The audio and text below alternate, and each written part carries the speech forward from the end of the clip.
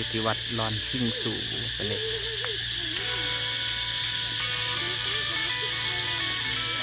อันนี้มันญาติโยมใจทางศรัทธาเพิ่นมาสักการะบูชากราบไหว้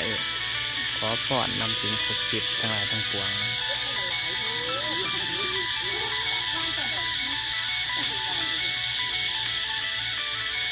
บรรยากาศธรรมศาสตร์ดีวิวดีได้ยินเสียงจักกันพร้อมอยู่ต้นไม้โฮมอันนี้เป็นพุทธชิมาคน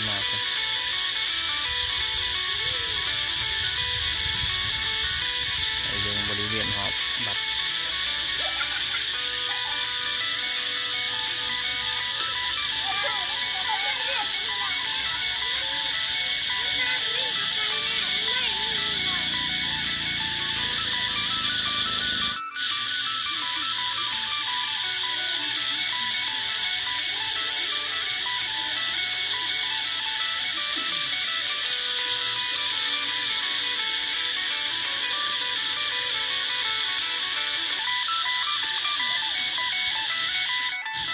นี่เป็นท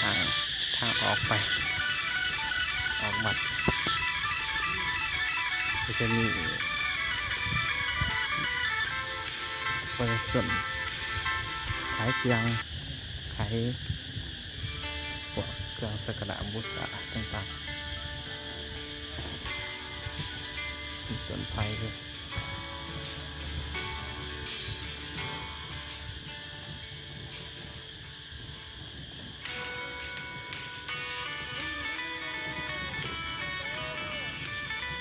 วัดเป็นสวยสดงดงามธรรมศาสตร์